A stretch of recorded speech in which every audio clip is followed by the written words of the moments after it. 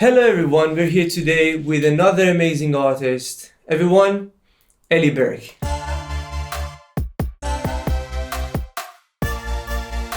Ellie, tell me about your musical journey. Well, my brother is a musician. Oh, is Like, he's 10 years older than me. Mm-hmm. And obviously, when we lived together with my mum, I would hear him playing music all the time, all different types. He was in a band and he used to like record guitar in his bedroom and play it a lot. So I think Mm-hmm. that was probably the initial inspiration, my brother being a musician in a band. Mm-hmm. Also, like, being a kid and watching like Nickelodeon and Disney shows really Mm-hmm. inspired me as well. You know, like all of the actors and singers off that, like Ariana Grande, Demi Okay. Lovato, Miley Cyrus, Selena Gomez.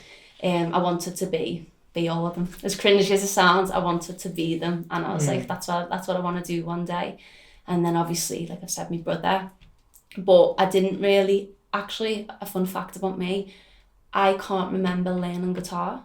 You can I remember. can't remember. I cannot remember it. Wow. It's everybody says, whoa, that's so weird, because everyone can remember like learning the first like song on guitar or learning the first piano chords. So you can't remember any No. part of the journey of learning it. No, Wow. I like, honestly, it's just gone from my brain. Wow. I have no idea. All I remember is just being able to play like simple chords and then improving. But I don't remember like, you know, when you first learn an instrument and you're struggling and it's a long process. I do not remember. That's actually very interesting. So can you pinpoint the time, the exact time that you realized? Because I think as an individual and as a musician, you always wonder, okay, when should I decide that, okay, I think I want to be a musician, or this is something that I really want to follow in life? Oh, You know, because you're interested, you're playing around with different instruments, you're trying out, your mom and dad encourage you in doing it, you take yeah. piano or guitar classes or whatever. But did you find like that one single point in your life that said, okay, this is it, this is what I want to do in my life? I think when I was 13, 14, Mm-hmm. I joined a band with me three friends, and we were in a band for a few years. That's where I met Daisy, actually, Mm-hmm. because all musicians would go into this youth centre. It's called the Shrewsbury Club, Shrewsbury Youth Centre, and we'd go in, and there was like music rooms with like all different instruments and stuff. And my mum's boyfriend lives in that area, and he was like, oh, Ellie, if you like singing, because I always like singing, so how I can show you this place that's got like instruments and a big music room. So I went there with my friends and we just started a band. Some of my friends, I played guitar, but some of my friends had never played instruments before, and then we just picked them up and we were just jamming. And you know, at the beginning we weren't that good, but we carried on and we got better. So I think that from that point on, I was like, I want to do this, whether I'm in a band or whether I'm solo, because we'd learn songs, practice, and then we'd gig in like local festivals, you know, local venues. One of my favourite was a festival called the Spring Heel Jack Festival. It was on, you know, Everton Hills. Okay. It was around that area, and it was packed. It was like, it was all fancy dress and stuff like that. And we all dressed up and we The performed. vibe It of was the so, festival. yeah, I was like, I love this. I was like, I've got to do this. We sung our own music. We made a music video, recorded the song. So I was just like, this is fun. This is fun. This is what I want to do. So I think that's like where it kind of all began for me, where I was like, I really want to do this.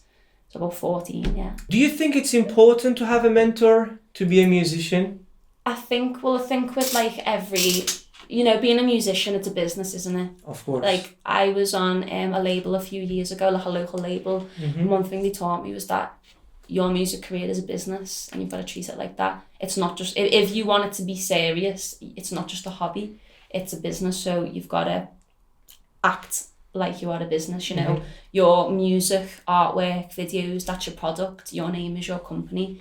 And that kind of helps me navigate a little bit more than I used to be able to. Like, I'm still learning now, but I think looking at myself as a business really helps me get the work done, if that makes sense.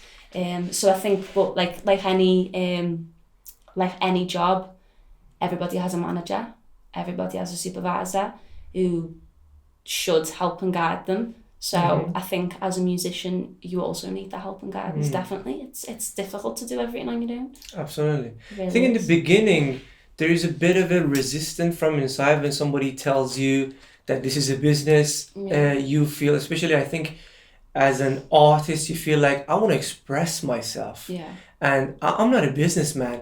But down the line, you realize that, yes, this is a business, because down the line, you want to have some kind of an income. Do you come from, you said your brother is a musician. So any other family member that... My dad loves a bit of karaoke. Okay. He was actually quite good when we were younger. So, but not really, just my brother really, none of my other family members are musicians. Just my brother. But he was in a band, so I think that kind of inspired me to be in a band as well. And it was a good experience because having other people by your side and with you at all times is kind of like comforting in a way. Whereas when you're on your own, you've got to just do everything yourself. You know what I mean? So I think, just my brother inspired me to be in a band, and he's the only family member that's a musician. So do you think if your brother wasn't a musician, you would take another... Oh, I don't know. I don't think so, because before like he was in a band and stuff like that, like I said, watching all of these kid shows where there's like singers, and when they used to like, they'd be in like for example Selena Gomez in Wizards of Waverly Place, but she'd also be releasing albums as well. And I was like, I'm just fascinated by it, like I want to sing on a stage and stuff like that. And being obsessed with like when I was younger, I was obsessed with Rihanna, One Direction, and I'd just watch like all of like live performances. I'd watch interviews and I'd be like, I really want to do that. Like it just looks like, I know it's not always a great life, I know it's very hard, but I was like, that's a dream. That's my dream. And everybody's got a dream, haven't they? So of course. I just want to live it, even though it's a hard path. A lot of people might think that, I want to be famous, I want to be this and that. But personally, I think living a famous life, to be the so-called celebrity, is really hard, because you got to be able to take all that attention mentally, and would be able to be strong enough to be able to respond in a way that you're not going to like offend a lot of people. Yeah, well, as a celebrity, I suppose you've got to like micromanage everything you do, everything you say.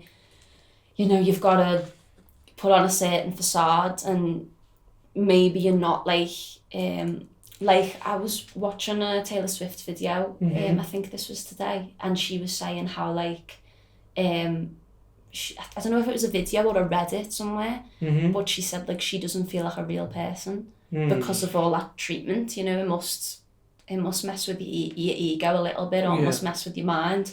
So she says what she tries to do is just try to make herself feel like a real person, and that's it. Like that's her goal at the minute. So I think as a celebrity, there's a lot you've got to take on.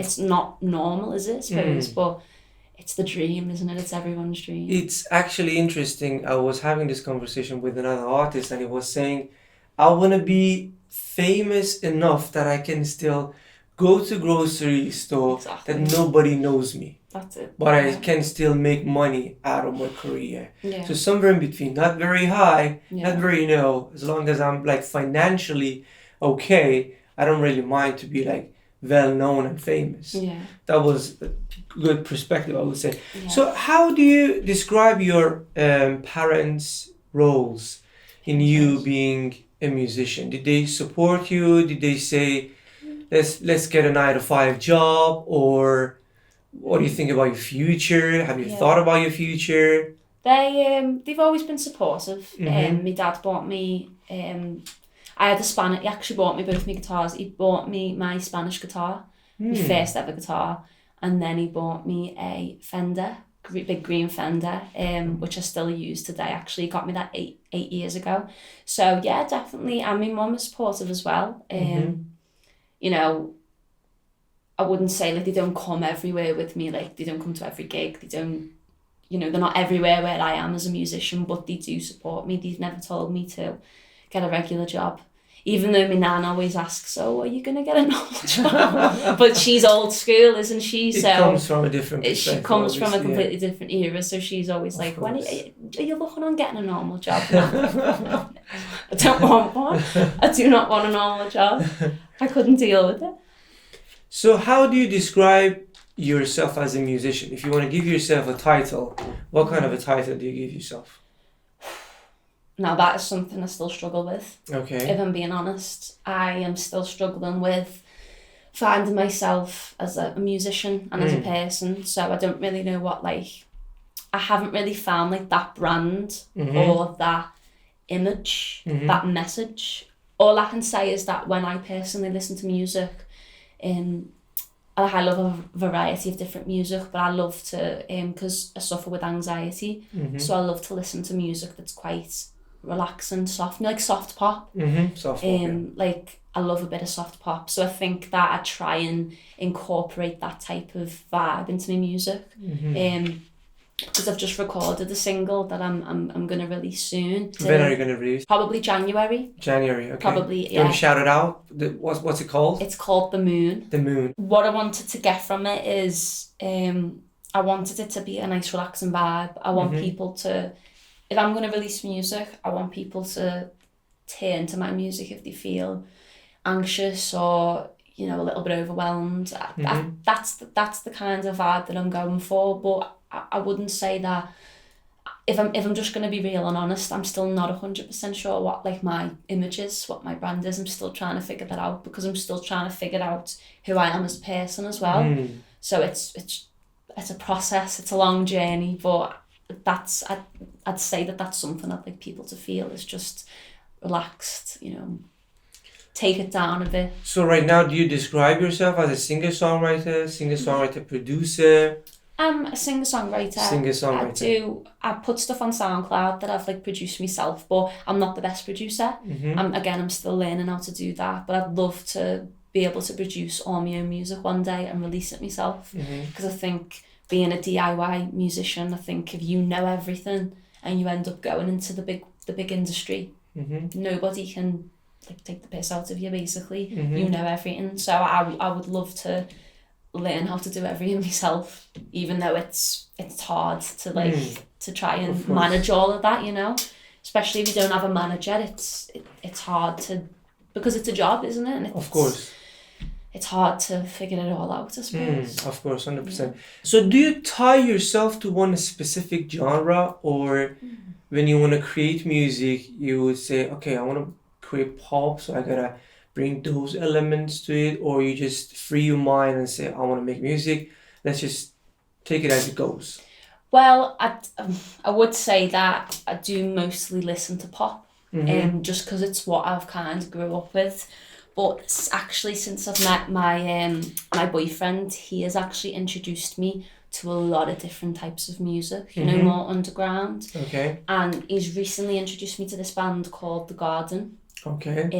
I don't know if many people know them, but their whole idea is, or their whole image is, there's no rules.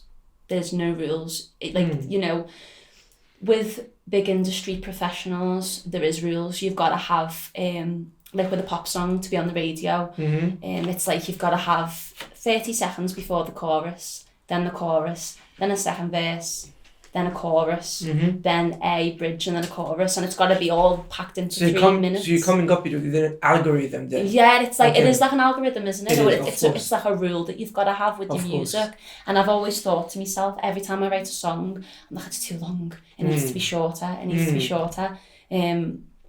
and then my boyfriend goes, but there's no rules, like, why does it have to be shorter? Like, you know, Taylor Swift just released, last year she released a 10-minute version of one of the songs. It's like, why does there have to be rules? But it's kind of like, in the pop industry, there needs to be. I think there is a money-making element into that as well. For example, if, I'm just making an example, if your song is 2 minutes, so it has a higher chance people listening to it twice or 3 times, then it's going to be 6 minutes or 8 minutes. So as like a so-called business businesswoman or a businessman, you would make more money. Yeah. You know, I think that's what I think. Yeah. Sorry, you were saying? No, that's probably definitely what it is. It's the money side. It's it's just how things work, isn't it? It's probably how you get more listeners as well, more streams. But what I'm gonna say is that although I do love pop music, I do love the more underground stuff where there's longer songs, where they're really dynamic, because The Garden, the band, their music's really dynamic, where one song will sound like 5 different songs in one. I listen to a musician called Sasha Sloan. She's like, I'd say she's pop, but she's more soft pop. So I listen to a lot of stuff like that as well. Olivia Dean, I'd say she's quite soft pop. But yeah, to get back to the question, I'd say I listen to a bit of a variety of everything. And I know everyone probably says that, but I try to, because sometimes I do get really locked into the pop music. Even though I love pop music, I think it's great. But I do also like to widen your horizons, horizons and my listening experiences as well. I think everyone wants to do that though. You know, there's so much music out there, isn't there? Do you think there's going to be a problem in terms of promoting if we're making music that's got different elements from different genre in it? Well, maybe not so much nowadays, because with streaming services, it's like everybody's got their like community, I'd say, or their clique or their playlists, where, you know, there's a variety of music. There's a variety of music. Like there's all different communities on like Spotify, isn't there? All different genres.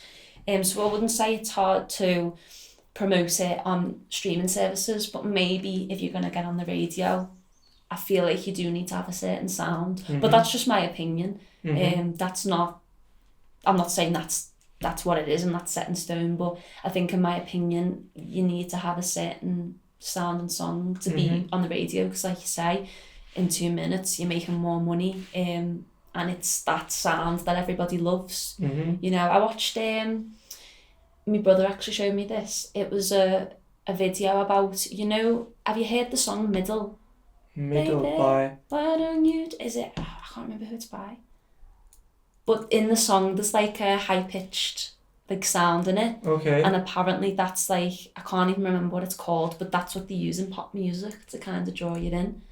So there's like, in certain pop music there's like the high-pitched sound that always comes into it, and it's something that draws you in. And I was like, found that quite interesting as well. Yeah, I love pop music too. It's amazing. A lot of people think, oh my god, it's like this, it's a lot of repetition. But I think that's like, that goes back to primary school. All the songs that are being made for kids follows the same rule. That's Make true, it simple, singable. That's so true. Just something that you can sing along with. It's easy to understand, easy to digest. I don't, obviously there are a lot of opposition against it, and saying that, oh my god, it's so easy, it's like this and that. But I would say it's a taste. You know, if you like salt, it's not offensive to people who like salt. That's so true. If you like pepper, no one can attack you, say, why do you like pepper? I like pepper. Like, I don't like pepper, but why do you like pepper? I know. No, it's like a taste. You can't really tell someone, why do you like this? I agree. Do you play any instrument? Yeah, I play guitar, a little bit of piano, and ukulele as well. I only recently learned that after lockdown. I learned ukulele in lockdown. So yeah, I haven't really played that long, but they're the only instruments I play. Do you have daily practices of like vocal exercises as a singer, or writing exercises as a songwriter? The only time I really do singing exercises is when I'm going to sing that day. I do practice like, you know, breath control and stuff like that on the like certain occasions, or improving my range. But most of the time, because I'm like really busy all the time, I just kind of do warm-ups and exercises before I go busking, or before a gig, or before an open mic night, and stuff like that. And there's all great stuff on YouTube, you know, on just, I do a warm-up that's really improved my voice, 8 minutes long. It's called the Female Daily Vocal Warm-Up. And it's got like 5 or 6 warm-ups. and it's 8 minutes long, really short, but it's really. Is that on YouTube? That's on YouTube. Yeah. Yeah, I'm gonna share that in the description, 100%. Yeah. I'll show you what it is. Yeah, appreciate it. 8 minutes long. It's a female one, but because it's quite high pitched. But it's really improved my voice, like strength wise. I'd say. Great. Have you released any songs so far? Not on like main streaming platforms. Why not? Just because I'm not the best producer, so I haven't really felt like what I've been like producing on my laptop on Logic. Okay. It's just stuff that I've been putting on SoundCloud because it's free. You just go on, you have a little listen to it. But I haven't put anything like that on Spotify or anything because I can do a bit of mixing and stuff like that, adding effects. I don't really know how to master. So I just feel like it wouldn't be the quality that I'd want it to be if I was to share it myself. So I've went to a studio and done all of the recording in there, and then they help you, like they do the mixing and mastering and stuff like that. Are you happy with the result? Or? I haven't had it back yet, so I'm still waiting. But I'm excited to hear it. Okay. Yeah. Is that going to be your first song that's going to be released on January? First official song, yeah. I'm learning. I'm doing all of the YouTube videos, watching how to market it. At the minute. Release strategies. Yeah, releasing strategies. There's actually one called 22 Day Plan. Damien Keys, which is good because it gives you like a he was like talking about 2 weeks before you release your single, here's what you're going to do every single day. So I like watching that video because it's like really informative about, because I have no idea about marketing. So I was like, right, let's get onto YouTube and let's see what that is, because again, I'm still like learning every day on how to do stuff as a musician. So far, before like releasing that song, you've been doing everything yourself. How did you manage to learn all those like skills? So I went to university. Oh, did you studied then? I studied, Ed Chill University. Ed Chill University. What did you study? Music production. I went, started in 2019. And then finished this year. Okay. And that was music production. So that was everything from arrangements, like sheet music, learning how to read music, to producing in studios, live performances. There was a mixture in that, but I did learn quite a lot. But I'm still learning. How many years did you study? 3 years. Did you think that was helpful toward you becoming a better musician? I do think it was helpful because, oh God, when I've got some old recordings on Logic that are just so terrible, so terrible. So the ones that I make now are so much better. Okay. And I'd say uni has helped with that. Do you feel that you have some kind of a pressure from music industry that you have to do certain things, behave in certain way, or say certain things? Yeah. Look in certain way? I mean, I always think, every day I suffer with this actually. I always think like I'm not doing enough. Like, we all have negative thoughts about ourselves. 100%. I always think like I'm not doing enough as a musician. I'm not posting enough content. I'm not good enough. Not all the time, but a lot of the time I have these thoughts. It comes to me every day. That's what I mean. It comes to me every day. It's normal, isn't it? Even though it's horrible, I always think I'm not doing enough. I'm never gonna make it.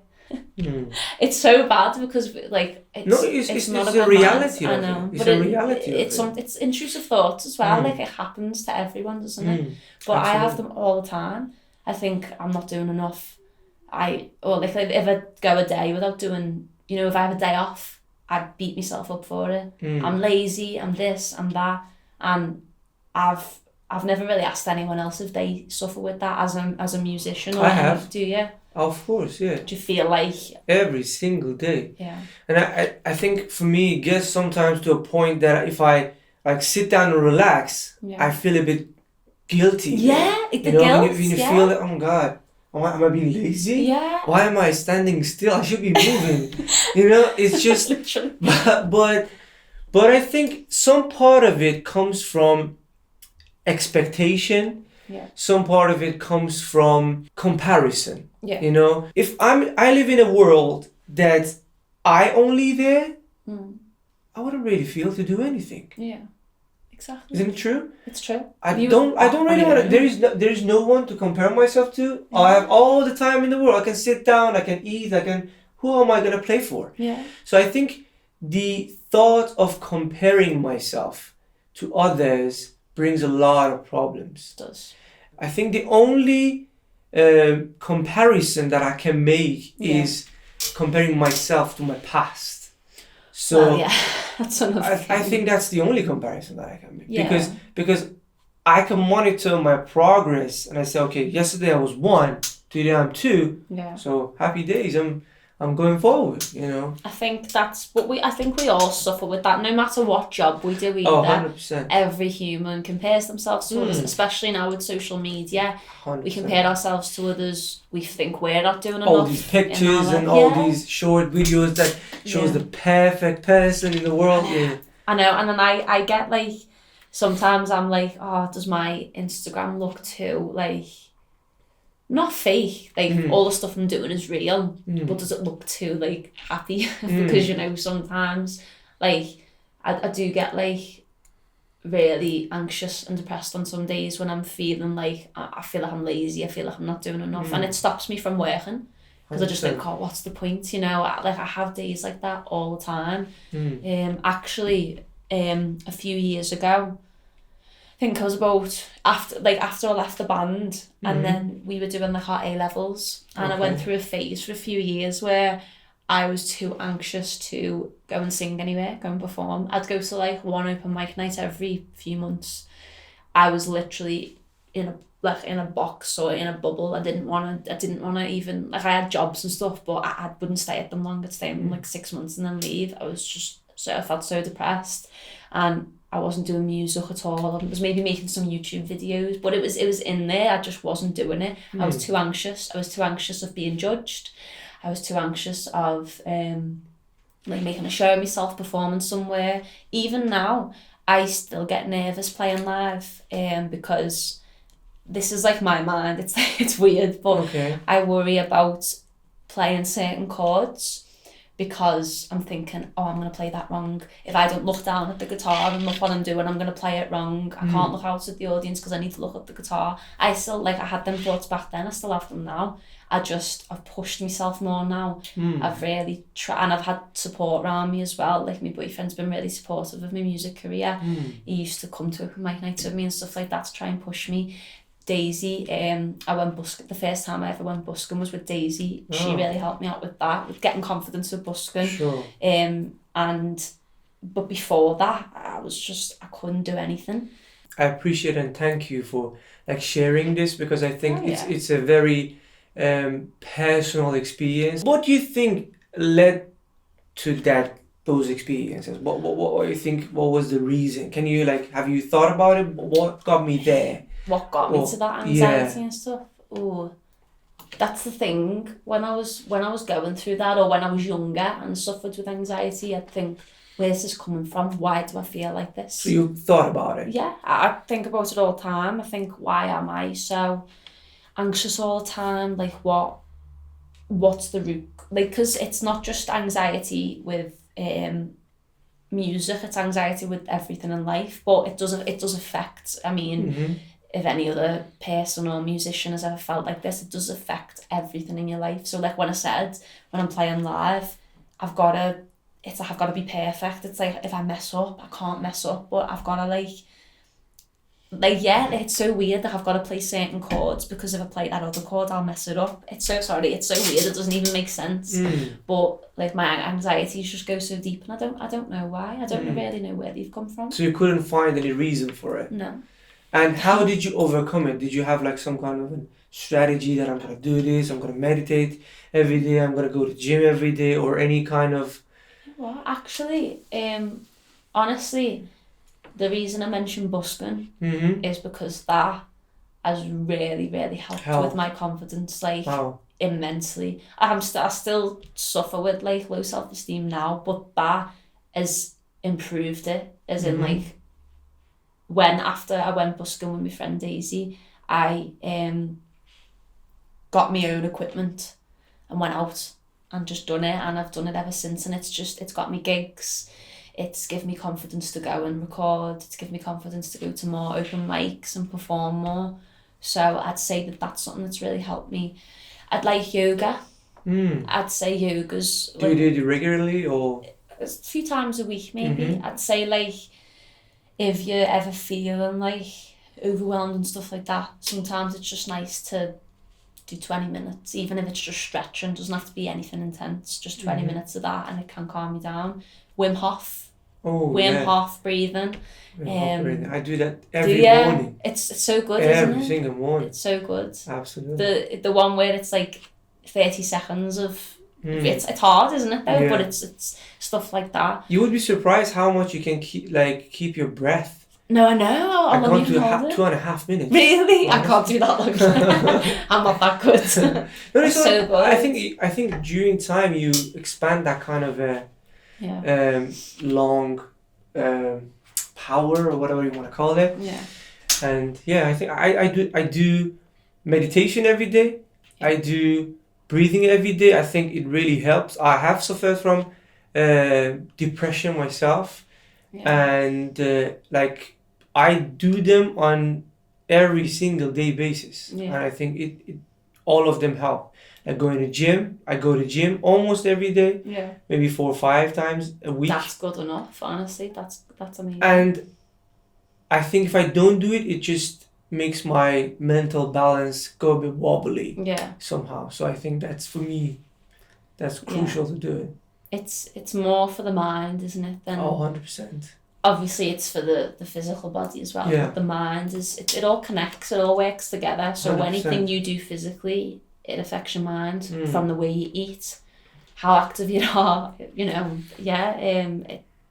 I'd say that they're the things I do. But if I'm just gonna be completely honest, I do still suffer every day with anxiety and stuff like that. You know, I think I'm just better at managing it. I try to be, than I was like a few years ago when I was too scared to do anything. Like even like now, like I'll do lives on like Instagram or Facebook. Even like back then I was like, I can't do that. I can't have people looking at me through a screen and me not knowing what they're thinking. It's all about the judgments of others. Oh yeah, 100%. That's my issue. It's for everyone. Yeah, you know? It's for everyone. Yeah, I know. It's for everyone. We all think it. The moment that we think that, like, what the other person on the other side, whether it's going to be like a concert or whatever, it's going to be live on Instagram, what the other person is thinking, or is he or she just going to judge me, or thinks that like there's something wrong with the screen or with the phone or with this or with that. Then a billion things comes. Yeah, I agree. But I think like I used to think, am I the only one who thinks like this? No. Am I and I know I'm not now, of course, like it's just the human mind, but I used to think, am I the only one who feels like, am I like the only person in this world that feels like this? Just because you do feel quite alone, don't you, when you're suffering, 100%. But then you don't realise that everyone else in this building maybe be suffering with the same thing, you know what I mean? So it's like, it's your next door neighbour. Yeah. But you never know. When we try something new, I think that's one of the, can't really say advantage or disadvantage. I think that's one of the, I don't know what to call it, one of the things that comes with trying something new. And I think when, as a human being, I want to step outside of my comfort zone. Yeah. Whether it's going to be whatever it's going to be in life. Those so-called attacks and anxiety and those feelings and fears are going to come at me. Yeah. Whether it's going to be me going to a new job interview, or whether me going to be going to, like, as you said, a live show because it's a new set, it's a new, like, 300, 200, whatever number of people out there that I don't know. It's a new experience. Yeah. So the body becomes like boop, boop, boop. You know, it's just going to tell you that there is something new. Yeah. But I think my interpretation of it is very important. But at the same time, it's hard to control that interpretation. Yeah. Because the things that are happening are going to happen subconsciously. Yeah. But for me to be able to control my subconscious level, it takes a lot of, I think, practice. A lot of practice. A lot of practice. It does, although I wouldn't even know where to start. Mm. I wouldn't even, like, I do like meditation, but I get really, like, fidgety. What do you mean? I can't sit down and relax for that long. Like, I have to get back up and do stuff. You know, you feel like that you're getting distracted easily. Yeah, that's easily. everybody. That's everybody's. It's like whatever I'm going through, you know, you're going through, or someone else is going through. We are all just the same, really. Yeah. When it comes to our mind. I think it's essential to have that quiet time that you can just quiet the mind, just shut up. I know it is. Don't when talk. the world's so loud every day and you need that minute. I know 100%. it's where can you find that quiet place though? Because sometimes people live in like busy places and stuff, so it's like you don't even get a minute. From my experience, I try to detach. Turn my phone off. Turn off the computer. So like literally just nothing's on. Literally nothing's on. You know, and I think that might be a bit selfish. Does that make sense? It's really true, it is, and we all need to have that. We all need to switch our phones off and have quiet time. It's important. It's important for your mental health, for your growth as a person. Because did you know that this is what I've heard, your brain doesn't stop developing until you're 28. So I thought it stopped when you're like 18, but it doesn't stop until you're 28. So you've got all that time to develop, and we need to give ourselves that, like you say, that quiet time. But I just feel guilty. I just feel guilty doing anything that's not related to the job that I do. You know, and I, like you say, it's normal. I think it is normal. I think everybody thinks the same. We all think the same. Yeah, 100%. And it's probably hard to manage that, you know. Ellie, tell me, how do you network? How do you find collaborators? How do you approach them? How do you find them? Going to open mic nights is a great way to network, because you meet, you don't just meet musicians, but you meet like producers, music managers, people who own like bars and places where you can hold events. Like there's just an array of people that go to open mic nights, and yeah, like going to open mic nights has helped me make a lot of friends and stuff like that, and who are working in the industry as well. And also a great way to network, I'd say, is travelling around the different cities. That's not something I've done yet, but there's so much. Like I don't want to stick to Liverpool forever because there's so much more out there. The whole world where you can meet musicians, where there's, you know, the music industry is so like, it's everywhere. It's massive. So absolutely. it's, I think like, I know that's not easy for everyone to do, but I'd just say like, what I do is go to open mic nights, sometimes at like gigs that are doing bars, I meet people, busking. I've met loads of other buskers while I've been busking as well, and you speak to them, you follow them on Instagram, you know, you know someone else then, like you say, travelling around. But yeah, I just try and go out. That's what I just try and get out of me, like where I live, and just, you know, as much as I can, and meet people like that. Do you have plan B? So if plan A doesn't work, do you have a plan B? I'd love to be a yoga instructor. So you have a plan B? So I haven't really thought it through, but the place where I do yoga, you've got like a yoga course where you can book like a teaching course. Become a teacher, yeah. Okay. So, but because like, I personally don't like the gym. I personally don't like lifting weights. I know it's good for you. Like it's lifting weights is it's a good exercise, but I just prefer like yoga, Pilates, stretching, you know, swimming, stuff like that. So I think that's, if my music career doesn't work out, that is something that I'd like to fall back on, because that's another fun thing to do. You know, I don't want to like sit in an office and look at a computer all day, and that's just all like. And I'm not saying that them jobs are bad at all. It's just I personally like haven't got the capacity. Yeah, I've had jobs in the past working in shops and stuff like that, and I just have not got the mind for it. I just honestly, it's too much. It really is. So did you give yourself a time frame then? Like till 30, till 40, till 50, till... No. No. I'm just going to keep going. Like what's going to happen that's going to make you say, okay, I'm going to... It's just, I think it's not like really something I've planned out, but I just think that, you know, there might come a day where I might not make it. You know, it's I haven't got like the highest chance because it's so so much, like there's so many other musicians out there, you know what I mean? There's so many of us that it is hard to become famous or whatever. But that's not like my only goal. Like it'd be, you know, obviously releasing music and I'd love people to enjoy it. But gigging as well, making money through gigging in bars and stuff like that.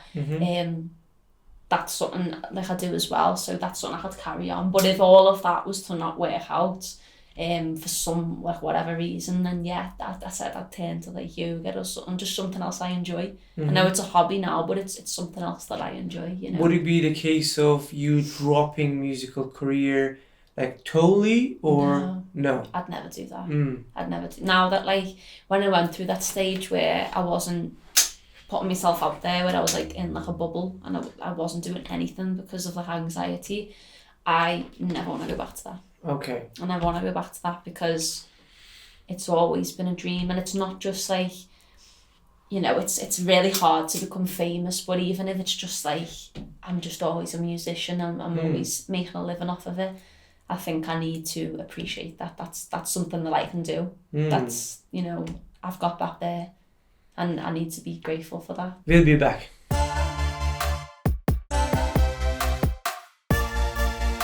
So Ellie, tell me, what are some challenges that you faced during your musical journey and how did you overcome them? I've had a few challenges being a busker. Okay. A lot of the time, when you're out busking, you can deal with some horrible people. Okay. You know, you're singing on the streets, people get attracted by that. There's a lot of lovely people, don't get me wrong, a lot of people who support you and stuff, but there's a lot of horrible people that like try and distract you, really mean to you, just not very nice at all. Because I was out once a few weeks ago and this woman come up to me and was like, wanted to sing on my mic, and I was like, listen, this is my job. I was like, it's nothing personal against you. I just don't like anyone going on my equipment. It's my job, and if someone breaks it or if it gets ruined, you know what I mean. And this is like, this is my work. Like I need to work to make money. And she wasn't having any of it, and she was just dead angry. You know, like just being so horrible to me, speaking really bad swearing, and then she started like just singing, like. I didn't have the mic on, but she just started singing, like to me in my face, screaming, singing, and was like, look, I can sing. And I was like, whoa, like it's just ridiculous. Like you deal with people like that. How do you approach like that? Well, that's what I said. That's what I said. Listen, like it's nothing personal against you. I just don't like people going on my equipment. And then she started singing, and I just kind of stood there because I didn't know what to do. I didn't know what to do, but how I approach situations like that is now I stay calm. Yeah.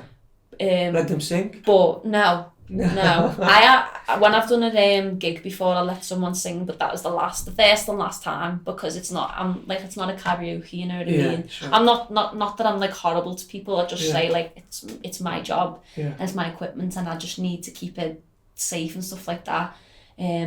So when I was busking, like I just try and like stay calm and stand my ground and say, no, you can't go on my equipment. But like they're challenges because you're out, you're trying to work, and some people just got no manners at all. You know, some people are just so horrible. People try and actually force themselves and grab your equipment and stuff, and it's difficult sometimes because I'm a young girl out on the streets. Like what would I do if someone was to like, you know, be aggressive or something? It's definitely challenging. Because there was another instance actually where I was speaking to a man, and I speak to people, like I'm not completely horrible and disrespectful. Like I do speak to people. I enjoy talking to people when I'm out, because some people are really nice. But it was like I was about to sing and he was like standing like really close to me, and I was about to start like performing, and I just said to him, "Oh, do you mind? Like, I'm going to start now. Do you mind like maybe sitting over there or something?" I said it as nicely as I could, and he was like, "Oh, is that your way of telling me to fuck off?" And I was like, "No, I'm doing my job, and you're standing like right next to me. It's making me uncomfortable." And then I started having an argument with this man about like where I was busking and stuff. So yeah, like I want to speak about that because, you know, busking, like you go out and it's not just all, oh, you sing, you make money, there's challenges as well. If anyone wants to busk, you're going to face challenges, but if you just stay calm and stand your ground, you should be fine. Because most people do end up just walking away, but there's always someone around as well. You know, if someone was to like try and attack you, there's always people around. Has social media helped you to be a better musician or to be able to spread your name as a musician? Yeah, well, it's like, for example, on Instagram, the amount of followers I've got, it's like I don't personally know that many people in real life. So I think social media introduces you to like a lot more people, a lot more like people who like different types of music but could come in and like your music. You can attract people from all around the world. It's good networking. You know, you say like, how do you network? Well, obviously I go out and stuff like that. But what's the first thing that people ask me when I'm busking or when I'm gigging? Have you got a social media? I want to follow you. I want to look at your stuff. When I'm busking, people say, oh, I want you to play at my bar. Can I have your social media? I've followed a lot of people on Instagram who are like producers and stuff like that. So I think what I'm trying to say is that social media is good for musicians because it's an amazing way for you to connect with others. Who are doing the same job as you or who are in the same industry, and it's also a good way to interact with people who listen to your music, because if you're releasing music and people are listening to you, they wanna see something else. They always want to see something else, and they want to see a place where you can interact, maybe a place where they can contact you and stuff like that. The main point of it is to connect people, and it's good for musicians because you can connect with other people. You can reach new fan bases, and you can kind of like, with posting pictures and images, you're showing people what you're made of basically as well. Whereas you can't just do that on like every day, can you? You can go to open mics and stuff, but every day you can post something different and people learn something new about you and stuff like that. So how can you keep it as a tool so it doesn't become like a scrolling thing that you're caught up into it? I'll do my posts on like my Facebook, my TikTok, my Instagram, Twitter, and then whatever app I post on last, I'm just sitting there like scrolling. It's bad because like I'm bad on my phone. I need to, but I've been trying to like not go on it as much, but it is hard. It's definitely a challenge, you know. Yeah. Because I think I see social media as tools, you know. Yeah. I'm gonna have to, not that I'm best at it, but I'm gonna have to learn how to use it and put it back in the toolbox. Actually, talking about that, have you ever heard, what's it called? Chromotype or something like that? What is it? Chronotype or chromotype. It's like what type of person you are. And some people need to do certain, like, depending on what type you are, some people need to do certain exercises. Some people need to fast for longer, eat certain diets. And it talks about the phone as well. So my one is at 10 p.m. I need to, like, this is my type. I can't remember what it's called because I've only just like started learning about it. It's like a test that you do online. Well, yeah, it's something like that. My boyfriend showed me. It's like there's like a book or something on it, and it's got like all these different like chapters about different types of people, and you've got names for them, and they also use animal names as well. So my one is a bear. If any of this makes sense. And then some people are dolphins. It's like different types of personalities, body types and stuff like that. And on my one it says, put your phone down. You need to put your phone down at 10 p.m. and not go on it until like 10 a.m. the next day. Okay. And everybody's different. Interesting. That's But interesting. that's what I've tried to implement into my life. Get back to that point. I'd like to stop going on my phone at a certain time so that I've got time to like, you know, come down from all I've been looking at on the phone and stuff. Do you follow a certain diet to keep your physical and mental body Yeah. at a certain level of health? I try. Mm-hmm. I try to. I mean, I went on holiday in August for a week, and ever since then I've been struggling to get back into healthy eating. So I've been eating like junk food quite a lot lately. What were you eating before? So I try to just eat stuff like salmon, veg, potatoes. I like bananas, grapes, you know, just like a mixture of stuff. Okay. I make like, now I've started to make homemade granola and stuff like that. Okay. I like homemade stuff. And did you feel like in your body any difference that from the time that you were eating really healthy to the time? Oh, okay. What are the differences? What's different? I'd say, well, it's all, because your body and your mind is all connected. Of course. It all works together. Anything you put into your body, your whole body and your mind is going to react to it. You are what you eat, yeah? Yeah, you are what you eat. It's true. You are what you eat, because when I eat junk food, I feel so like sluggish, tired. I don't want to do anything. It makes sure it can actually, if you like, unhealthy food can actually cause spike in anxiety and spike in depression. I know it's mad, but it can, because it affects everything you eat, affects your body. If you're eating a bad diet and you're not getting like the right nutrients and stuff like that, it affects your brain as well. But I'm not saying that people need to eat a certain way at all. I'm just saying that when I eat unhealthy, that's how I feel. I just feel dead, like tired and stuff like that, even though I love unhealthy food. I love junk food, but I'm trying to eat healthier, because when I do, I can do more, you know what I mean? And it's the same for everyone. Like, eat a banana in the morning because it's a happy fruit. Okay, so take me into your creation process. Okay. So you want to write a song. Yeah. What's the very first step that you do? I get ideas from like places I go to usually. Okay. Like I went to Dubai last year in November, and I was walking around like a shopping centre. Like everything there is just amazing. Everything there I was fascinated by. Everything's so big, so modern. So I was going like in the shopping centres and stuff, and just getting ideas from that. Or if I go and take a walk somewhere, I'll get ideas from that. Or if I have like a personal experience, I'll get ideas from that. And I usually write lyrics first and get like a sometimes I'm like just walking around my apartment like cleaning up, and there's just a melody in my head that I've never heard before, like I've just made it up. And then I'll go into the room and like try and find the chords, or like the piano chords or guitar chords. So it's either that, or I'm out and about somewhere and I think of lyrics. And yeah, it's a bit like my process isn't really normal because it's just all over the place. So you write down the lyric first. Yeah. Then you play around with an instrument like a guitar or a piano.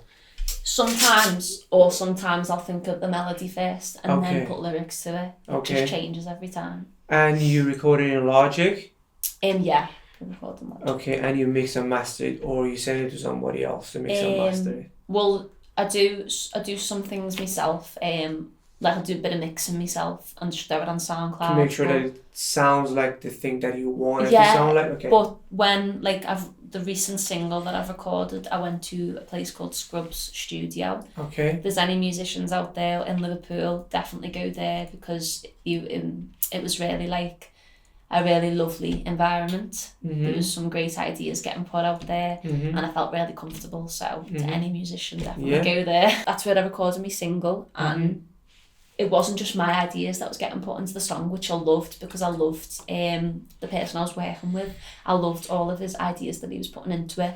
So I recorded there, and then he'll mix it, and then he'll send it off to get mastered. But the reason I went to a studio and I've paid for it to get produced fully is because I'm not at that level yet. So I don't want to release the stuff that I'm producing myself, because I know it's not of the best quality that I want it to be. So that's why I've been going to the studio for now, but hopefully one day I can produce myself, master and release it like that. So you give them the multi-track. Yeah, you send over the stems, or you send over the project on Logic, and they listen to it, and then they say, okay, when you come suggestions. Well, they got he said to me, do you want session drums, or do you want do you want drums from Logic, or do you want someone to come in and play them live? And I said, definitely someone to come in and play them live. It'd be amazing. So someone did come in and play them live. Then I done the guitar, sung, and then we were messing about with some, slide guitar, which makes it sound a bit country, which I quite like. So that's I really love doing that, because there was other like-minded musicians who had amazing ideas to put into it, and it wasn't just me. So yeah, I definitely love that process. What do you think 3 elements of success in music career are? If you want to narrow it down to 3, to say if you have these 3, you can make it in music. What are those 3? Okay, so definitely find who you are. Find your message. That's number 1. Find your message and who you want to portray yourself as to your audience. Find your fans as well, because then you've always got someone to work for, I suppose. So find that consistency with everything, really. Posting, releasing music, writing, just live as a musician and be consistent as consistent as you can, because I know it's hard. I suffer with being consistent. And then take your time, because I figured out that I always used to try and rush things. I still do it now, try and rush things and try and get things out there as quick as possible. Because even my boyfriend says to me, why are you always rushing to get a single out and stuff? And I'm like, because I need to establish myself as a musician and stuff like that. But I need to kind of get out of that and take it more slow. And I think every musician should do that. Don't rush, because if you rush, the work won't be as good. But if you take your time, you're going to have quality work, and you're going to find your people, your fan base, I suppose. So yeah, consistency, find yourself as a musician and as a person, find out what your message is, and just take your time. That's actually my next thing to ask. Yeah. Quality or quantity? If you were to release one song a year that was a really good quality song, comparing to an album a year, which the message is brilliant, but the quality might not be as great. Yeah. Which one would you choose? Well, in terms of when you put it like that, I'd say quantity, because even releasing stuff that doesn't sound that great is fine, because it's a process. And people can listen to it and go, oh, hasn't she improved from there to there? When I said take your time, still still put out as much as you can, no matter what the quality is, but just don't rush your career, I suppose. Don't rush to try and become famous. Don't rush to try and become this person you want to be. Just take your time. It's a journey, but definitely quantity, because I share stuff that I've produced that's not that good, but. It's a process, it's a learning process, and as well, people can listen to that and think, look at the journey and say, wow, look at the improvements.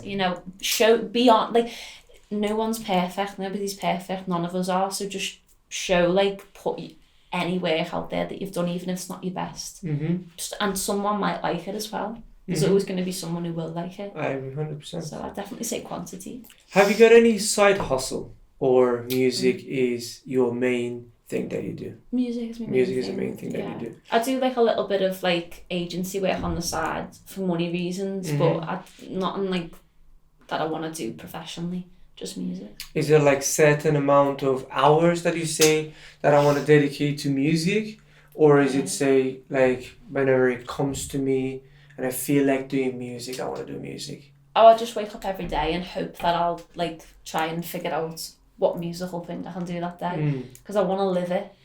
I want to live as a musician. I don't want to how to explain it. I want to wake up every day and do something new as a musician, whether it's going to a new open mic, a new place to perform, write a new song, record a new song, make another video. I just try and, even if it's making one video and then I've got to go to work or something, as long as I try and do one thing every day, then I feel better, I suppose. So if music didn't exist in the world, what would you do? Who would you be? Oh, that's a tough one. I'd love to, you know what, I'd love to be out, it sounds so cringy, but I love nature. Okay. And I'd love to maybe do something with that. Like, I don't know. It's a hard question, that. Yeah. Because if there's no music, like, poetry, maybe? Poetry, because that's another way to express yourself. Okay. Poetry while being out in nature. Poetry. Sounds nice, doesn't it? Yeah. Not in this weather, though. Maybe in the nice weather. What do you think the future of music industry would be like? How do you think it's going to look like? Because we're coming from a time that everything was on vinyl and labels and everything, to the current time that everything is being streamed on social media platforms and Apple Music and Spotify. Yeah. What do you think the next step would be? How are we going to consume music? I want to ask you to do a prediction. Well, considering like TikTok is like, it's basically like a music platform itself. You know, you find so much more new music on there.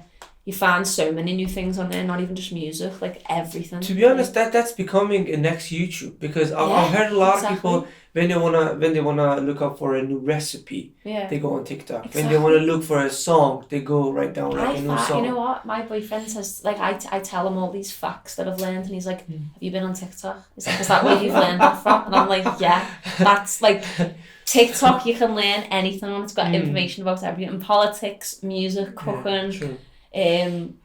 How, like, 5 hacks, what to do throughout the day. Like, there's just so much, like you say, YouTube. Yeah. And I feel like there will be, I've got a feeling that there's going to be more TikTok stars, or they'll make like another app that'll be similar to TikTok. But that would be still streaming though. Yeah.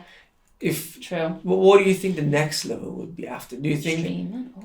Next level, do you think there will be another level after streaming, that we consume music in another way that is unknown to us right now?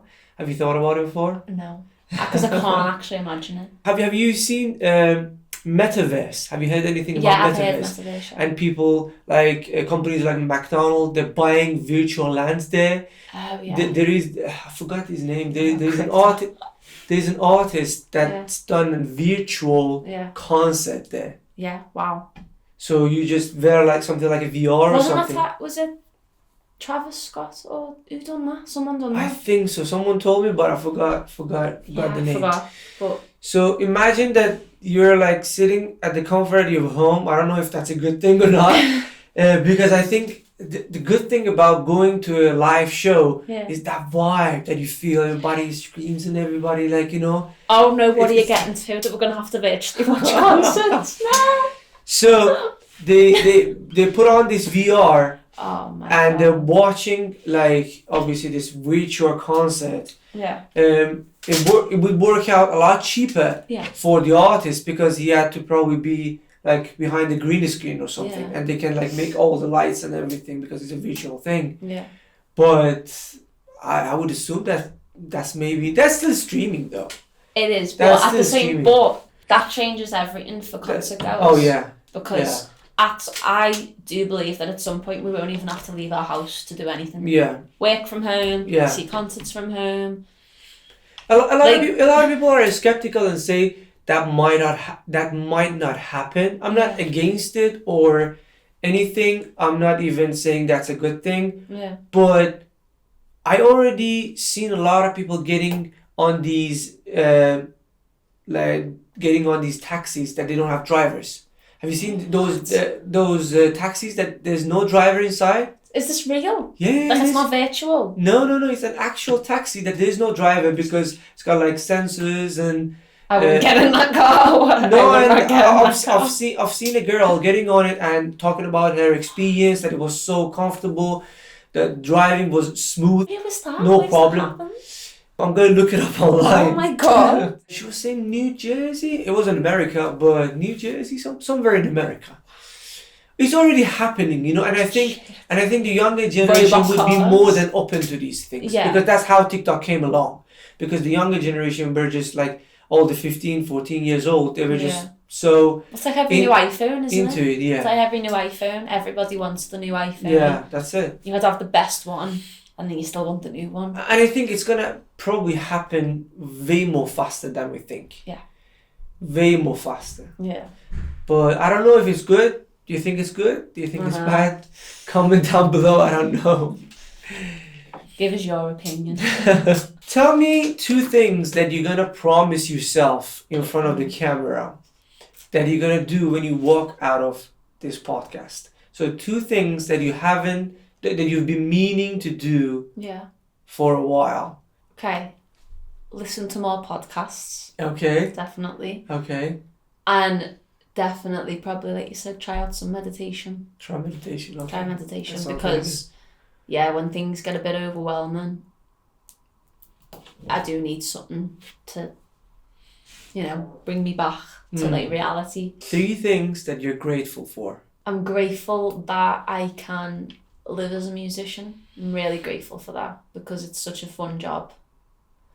I'm grateful that I'm here now, talking, being real at a podcast. It's a pleasure to have you. It's been nice to just talk, and I'm grateful for everyone I've got in my life. That's a very interesting point because sometimes we get caught up in life and we don't realize that all the things that we're doing naturally right now is somebody else is struggling with it because they might have some kind of a mental and physical disabilities that even grabbing a glass of water is a massive challenge for them. I know. So I think always looking at our current being right now at the present time and appreciating what we have in our lives, I think makes us feel better about ourselves and know that there are a lot of people that can't really do the things that I'm doing naturally every day. Yeah. I'm definitely grateful that I've got good health as well, and that I'm able to do these things that I do.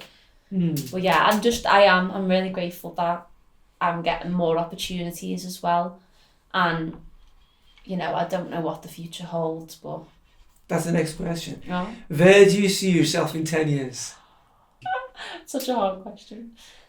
Well, in 10 years, I hope that I'm further as a musician than I am right now. I hope that I'd love to do tours, like, doesn't have to be massive, you know what I mean? I'm not thinking, I'm going to be famous, it's hard to make it famous, but I'd love to be able to influence people through my music, so people could come and listen to it live. And in 10 years as well, maybe have a family, I suppose. Just depends what I'm doing with my career. But yeah, either them 2. Ellie Burke, last words. Okay. Is there anything that you want to say to your fans? I don't really have any fans. Number doesn't really matter, I think. Yeah. People who support me. One time I've heard a beautiful quote. Yeah. I'm really struggling with names and dates, so don't ask me who was it. Me too. But he said, you only need 1 true 1,000 fans. I've heard that. If 1,000 fans, they're up for coming to your gigs, buying tickets, buying your CDs or vinyls or whatever that you're putting out there, you only need 1,000 true fans, and that's enough that you can make a career out of it. Yeah. You don't really have to have billions and billions of fans. And it's nice to have people who enjoy your music, who are influenced by it. I've always wanted to inspire someone, I suppose. That's great. Yeah. So that's where you're going to be in 10 years then?